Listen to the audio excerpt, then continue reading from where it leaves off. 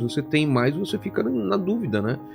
E eu passei por isso, passei solteiro um tempo nessa época já de Tinder e tal, e eu fiquei meio assustado, cara. Por isso que eu voltei pro relacionamento logo em seguida, porque eu sempre fui um cara de relacionamentos longos. E a parte. E se eu tivesse solteiro hoje, eu não sei como seria, cara. Não sei realmente. Você tem 41, você falou. 41. Então, vamos lá. Primeiro, antes de qualquer coisa, vamos falar do que você acha que mudou da tua época de adolescente pra cá, nos relacionamentos. Eu acho que o ponto principal, eu acho que é uma junção de Ou várias... até pode vir um pouco da época dos nossos pais também, de repente. Eu acho que a gente, não sei quantos anos você tem, mas a gente deve ter... Eu tenho 10 anos a mais que você. Mas a gente vivenciou coisas muito parecidas, exato. né? Essa fase analógica pré-digital, onde você tinha aquele bailinho, ou lugar onde você ia, você tinha que flertar com a menininha que você gostava, pedir pra dançar e tudo mais. Era todo Você ligava pro telefone fixo da casa, falava com a mãe, a mãe passava pra filha, se ela deixasse. Se o pai tivesse em casa, era o pai, você tinha que falar com o homem. O que você quer falar com a Silvia aí, hein? Exatamente. Quem é? É o Rogério da classe dela. Tá. Vai falar o quê? Vai falar o quê? É o do trabalho de escola que tem que fazer aí. Tá bom. Silvia! Ó, 15 minutos, hein? Tem um trouxa aqui pra falar com você. Tá meio isso. Então você vê, o próprio filtro social lá atrás, ele era muito mais severo. Quando a gente tem hoje uma interconectividade, onde você tem fácil acesso a uma quantidade praticamente infinita de parceiros, no toque de um dedo, como é, por exemplo, no delivery de comida. Mas é muito parecido. O delivery de comida e o delivery de pessoas. Você pensa, hoje eu quero comer frango, eu quero comer parmegiana, você clica e o negócio vem. Eu quero uma loira que eu não sei o que, é a mesma coisa, cara. Exatamente. Então, só que... Com a diferença que a pessoa tem que te aceitar também, né? Tem que te aceitar. O iFood, por enquanto, que você pede vem, né? Você paga e ele traz a comida pra você. Apesar que pagando, né, no caso? Aí... Existem outros caminhos que sempre existiram também. Então tem isso, né? Essa facilidade... Essa facilidade excessiva, né, onde você não tem barreiras de atrito social, a gente sabe na neurociência que o cérebro humano tem uma capacidade de 50 a 150 conexões afetivas reais. Isso... O cérebro humano, ele consegue criar vínculo afetivo entre 50 a 150 pessoas. Imagina que há 1000 anos atrás... Uma pessoa extremamente popular, o líder da tribo da cidadezinha da vila, era uma pessoa que tinha ele conhecia 150 pessoas, e conhecia pessoas da vila do lado e pessoas da outra vila do lado, e isso era uma pessoa extremamente extrovertida e social. Hoje uma pessoa com 150 seguidores, o que é? Não é ninguém. É um fake às vezes. Entendeu? Então a gente tá falando aqui hoje, a gente fala de multidões. As pessoas acham que o básico, lidar com multidões, é a base da sociedade. Só que o cérebro humano não é programado para isso. O que acontece com a maioria das pessoas que não tem base? Elas tiltam. Porque é muita informação numa quantidade extremamente veloz e ela não consegue digerir afetivamente tudo aquilo. Ela conversou com uma menina aqui, aí conversou com outra menina ali, conversou com outra menina aqui. São 10 conversas que estão em aberto no cérebro da pessoa, e o cérebro da pessoa não foi feito para ter 10 conversas em aberto ao mesmo tempo. A gente lembra na nossa época de adolescente, para você mandar uma mensagem para alguém, você ligava no telefone dela, se ela tivesse telefone. Tinha uma época que as pessoas não tinham nem telefone. Você tinha que ligar no orelhão da rua e avisar o fulano, chamar o ciclano lá, o vizinho, porque eu tô ligando pra ele, preciso falar com tal. Vou deixar recado que ele não tá em casa. E aí a pessoa chegava em casa e alguém ligou pra mim, tem uns recados aqui pra você retornar. Hoje isso é uma coisa tão alienígena, só que pro nosso cérebro, o estado atual da sociedade é alienígena. Então a gente tem um cérebro baseado em escassez, ele é programado em escassez, só que a gente tá num ambiente hiperabundante. E isso gera uma dissonância cognitiva. Total. Que catalisa a grande maioria das doenças psiquiátricas. Como? Depressão, ansiedade, bipolaridade, ansiedade, esquizofrenia, psicose. Se você pegar o DSM-5, que é o manual, ele é um manual probabilístico. Nenhum psiquiatra que sentar aqui, sou amigo de vários, nenhum sentar aqui ele vai conseguir dizer 100% de certeza que a pessoa tem aquele diagnóstico. A ciência médica da psiquiatria, ela não é objetiva. Não é igual uma úlcera. Ah, eu fiz um raio-x do seu estômago, Vilela, e tem um buraco no teu estômago, você tem uma úlcera sim. Psiquiatria não é assim que funciona. Você faz um questionário e se bater uma porcentagem, ele vai dizer se é leve, se é moderado, se é severo ou se você não tem nada. Então é probabilístico. Então você recebe tratamentos psiquiátricos por probabilidade de incidência. Só que um sintoma psiquiátrico anda junto com o outro. E aí você tem vários protocolos de tratamento. Por exemplo, você vai num psiquiatra e você tem um protocolo para depressão. Tá. E você faz o tratamento para depressão. Só que o problema é que a pessoa que chega lá, ela não tem só depressão. Ela tem depressão, ela tem borderline e ela tem traços de esquizofrenia ou surtos esquizofrênicos. Como é que você faz para juntar os 3 protocolos? Isso é um dilema que hoje a ciência médica psiquiátrica não consegue resolver. E é exatamente dentro dessas brechas que entram todas as outras linhas terapêuticas. As abordagens terapêuticas. A psicanálise, a terapia conversacional, a mentoria, o coaching, entre muitas outras. Tem um monte de abordagem terapêutica que trabalha o ser humano de uma maneira holística. Não adianta você ficar olhando só o neurotransmissor que está desequilibrado e equilibrar aquele neurotransmissor. Se você não trabalhar corpo, mente e espírito, você não tem saúde. Saúde são esses 3 paradigmas, é corpo, mente e espírito. A mentoria, o coaching, entre muitas outras. Tem um monte de abordagem terapêutica que trabalha o ser humano.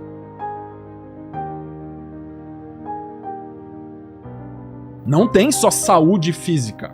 Você pode estar extremamente saudável fisicamente e num estado deplorável espiritualmente, numa depressão existencial que você não consegue levantar da cama. E vai lá um médico, faz todos os exames em você e fala assim, cara, não tem nada de errado. Por quê? Porque o problema, a causa do problema está fora do paradigma que ele consegue analisar. Então aquele problema não sei se você já ouviu essa metáfora, tinha uma pessoa buscando, passou um guarda na rua e tinha uma pessoa embaixo de um poste de noite, tipo tateando ali embaixo do poste, procurando. O guarda falou assim, que você perdeu alguma coisa? O que você tá buscando? Ah, eu perdi a chave da minha casa. Ah, legal, mas você perdeu aqui? Não, eu perdi lá na rua. Não, mas por que você tá procurando aqui? Não, porque aqui tem luz. Então, a lógica do processo diagnóstico hoje de muitas ciências, inclusive ciências sociais, eles buscam aonde eles conseguem iluminar. Só que se a causa tá fora desse foco iluminativo, você não acha a causa. E é por isso que tanta doença hoje em dia não tem explicação. Porque a causa é espiritual, porque a causa é psíquica, é uma disfunção ambiental. E é por isso que tem cada vez mais pessoas em estados disfuncionais. Sem dúvida nenhuma que a gente vive uma época de prosperidade. Esse século XXI e século XX, nunca a gente mais seres humanos viveram abundância como a gente vive hoje. Uma pessoa pobre hoje é mais rica do que um rei do século X. Com certeza. Uma pessoa pobre hoje. Principalmente no primeiro mundo. Você pega um pobre nos Estados Unidos, um pobre na Europa, ele tem mais acesso, mais comodidades do que um rei da Idade Média. Só que a grande questão é o seguinte, não adianta você ter conforto físico, conveniência física, se você não tem saúde psíquica. Então o equilíbrio entre conforto e desafio é o grande limiar para você ter homeostase, que é um estado de saúde interna. Eu tenho que ter desafios o suficiente na minha vida para que eu consiga desfrutar dos confortos. Isso é uma coisa que quase ninguém entende. Incluindo muitos médicos também, que querem aliviar a dor de vários pacientes, só que querem dar conforto a qualquer custo. Se você pega, por exemplo, os Estados Unidos hoje, você tem um surto de opioide absurdo. Cara, eu tava assistindo uma série sobre isso, inclusive, né? Você tem gente morrendo de opioide. Porque são atalhos? Isso é porque a pessoa tá em dor. Tá. Aí chega um médico lá, um profissional de saúde, trabalha para um hospital, e o cara fala, cara, tô com uma dor aguda, ele faz os exames todos e o cara tá com uma puta de uma dor. Ele tem um lobby da indústria farmacêutica aqui atrás e fala assim, cara, dá esse remedinho pro cara, porque em 30 minutos o cara sai desse estado de dor. Aí o médico fala, será? Aí ele vai lá e testa, dá. E aí em 30 minutos o cara fala assim, meu Deus, eu tô sensacional, tô maravilhoso. Doutor, você me curou. Caramba. Aí o médico fala assim, pô, isso aqui funciona. Começa a receitar. E quanto mais ele receita, mais a indústria farmacêutica consegue contabilizar no CRM dele lá quanto que ele receitou. Porque remédio que é prescrito, os laboratórios veem nas farmácias quem foi o médico que mais prescreveu. E aí eles ganham depois viagem de congresso de final de ano, viagem de congresso de carnaval, viagem de congresso de meio de ano. Viajam o ano inteiro. Porque não pode dar dinheiro diretamente, dá de outras formas. Viaja o ano inteiro. A vida de lazer da família de vários médicos é custeada pela indústria farmacêutica, desde que ele prescreva aquele tipo de medicamento.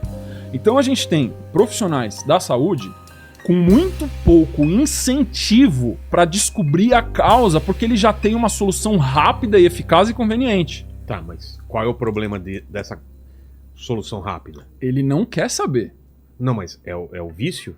O problema disso aqui é comportamental e ambiental. Ele vem fora do físico. O físico é a ponta do iceberg. Entendi. É uma disfunção psíquica, é uma desordem psíquica. São crenças que a pessoa tem, ou traumas de infância, ou eventos traumáticos que ela passou. E a maneira como ela vê a vida, como Jung chamava de cosmovisão, que tem um desalinhamento muito grave que refletiu no físico. E aí a doença somatizou. Isso é muito claro já na ciência médica, a psicossomatização. Quando você tem uma desordem psíquica, você somatiza no corpo. Só que você ainda tem muitos médicos tratando sintoma físico só. E a gente tem que entender que a saúde do ser humano, ela se inicia no espiritual, segundo no psíquico, terceiro no físico. Se você estiver extremamente saudável, no seu leito de morte, com arrependimentos de tudo que você fez, você morre em sofrimento agudo. Caramba. Se você tiver com o seu corpo podre, tipo, você tem 5 minutos de vida, mas você tá satisfeito com tudo que você fez na sua vida porque você cumpriu o seu papel, você morre em paz. Então a gente consegue ver a predominância dos paradigmas nesse dilema de situações extremas. Uma pessoa que tem saúde física morre em extremo sofrimento porque ela tem coisas mal resolvidas psiquicamente e espiritualmente. E uma pessoa que está com tudo resolvido espiritualmente e psiquicamente, mesmo que o corpo dela esteja destruído, ela morre em paz. O processo todo, a escola estoica, que é uma escola de filosofia que eu gosto muito, ela basicamente ensina isso. Você tem que viver treinando para morrer. Nossa. O seu treino de vida, porque você só vai viver de verdade se você estiver pronto para morrer. Tem uma premissa, um princípio na filosofia estoica chamado Memento Mori. Memento Mori significa relembre da sua morte. E isso é algo que eu gosto de fazer todos os dias da minha vida. E pra não mentir, eu pratico isso praticamente todos os dias, às vezes falho uma vez a cada 10 dias ou uma vez a cada 20 dias. Te traz tristeza lembrar que você vai morrer? Quando eu penso, se eu tivesse 24 horas de vida, eu sei que eu vou morrer daqui a 24 horas, eu continuaria fazendo o que eu estou fazendo agora? Se a minha resposta começa a ser putz, não, eu tenho que começar a reavaliar a minha tomada de decisão e a minha conduta de vida, porque eu estou fazendo coisas que são supérfluas e não essenciais pro meu propósito. Entendi. Quando eu olho pra mim, pra dentro de mim e falo, eu sei que eu vou morrer daqui a 24 horas, eu estaria aqui conversando com o Vilela? Falo assim, sim, eu gastaria 2, 3 horas dessas minhas 24 pra conversar com ele, porque faz parte do meu propósito isso que eu tô fazendo nesse momento. Então esse investimento dessas últimas horas, por mais escassas que elas sejam, ela vai fazer sentido no meu último instante. É óbvio que a maioria das pessoas vai simbolizar, vai buscar símbolos de amor nisso, quando ela faz essa reflexão de Memento Mori. O que significa estar aqui pra mim? Estar transmitindo uma mensagem que pra mim é um legado proposital que eu quero que toque outras pessoas. E que isso desperte outras pessoas para o seu legado proposital. Quando eu cumprir essa função social, é óbvio que eu vou para os meus símbolos de amores pessoais. Eu vou passar tempo com a minha esposa, eu vou passar tempo com a minha família, com a minha filha, eu vou passar tempo com meus pais ou com a minha irmã. Porque é o que a maioria das pessoas vai fazer. Se eu sei que eu tenho algumas horas de vida só, você não vai tipo, o que você vai fazer? Eu vou pra balada e vou pra uma orgia. A maioria das pessoas vai, conscientes de que vai morrer daqui a 24 horas, vai falar assim, eu vou passar tempo com as pessoas que eu amo. Porque é a única coisa que verdadeiramente tem significado e significância. E existem vários estudos que fazem pesquisa de pessoas que estão em leito de morte e perguntam quais são os seus grandes arrependimentos. E a pessoa fala assim, eu queria ter trabalhado menos, eu queria ter passado mais tempo com as pessoas que eu amo, eu queria ter viajado mais com o meu cônjuge, eu queria ter visto meus filhos crescer. Tudo ações que representam presença de amor na vida das pessoas que são importantes pra gente. Isso são relatos de pessoas em leito de morte dizendo quais são os arrependimentos que ela já tendo vivido 70, 80, 90 anos. Ali naquele momento que ela tem pouco tempo de vida, ela fala assim, eu me arrependo de ter trabalhado tanto com algo que não fazia sentido. Eu me arrependo de não ter passado mais tempo com meus filhos. Eu me arrependo de não ter dado atenção pro meu cônjuge quanto o meu cônjuge requisitava. Eu me arrependo de não ter descansado mais e aproveitado mais a vida. Então essas coisas a gente sabe, quando a gente faz o Memento Mori, quase todos os seres humanos universalmente chegam nas mesmas conclusões. Que é, o que é que tem valor pra mim? Na grande maioria das vezes, é a sua convivência no seu círculo íntimo. Se você soubesse que você tem 24 horas de vida, o que você faria? Você investiria em quê? Ficar com a minha mulher e com meu filho o maior tempo possível. Dessas 24 horas, o máximo de tempo possível. Chamar meus pais também, ficar com todo mundo. Você vê como é intuitivo? É natural. Isso vem do coração como uma coisa óbvia. Sim. E a resposta foi extremamente simples. Você nem um momento você parou pra raciocinar. Não precisa. Porque é uma coisa que verte. Isso é o que o Memento Mori faz, a filosofia estoica faz, ela extrai de dentro da gente a nossa essência. Que a maioria de nós tenta abafar com superficialidades. Exato. Que é o grande problema da sociedade moderna. As pessoas vivem na superfície. Elas não vivem na essência da profundidade. E é por isso que os relacionamentos são tão efêmeros. Porque o cara tá saindo com a menina por causa da forma corporal dela. A menina tá saindo com o cara por causa da marca do carro de luxo que ele tem. As pessoas estão trocando de parceiro porque não fez a posição na cama sexual que queria ou porque não fez tal coisa. Ou porque vai ter mais engajamento de sair com uma pessoa mais famosa ou sei lá. Celebridades chegam ao cúmulo disso. Tem muita gente que me pergunta assim, Lucas, me dá exemplos de homens e mulheres maduras que são celebridades. Eu falo assim, ó, é raríssimo. Porque celebridades têm um agravante ainda de ser pessoa pública.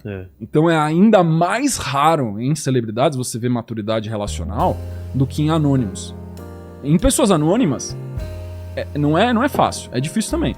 Mas você acha. Você tem pessoas que têm maturidade relacional.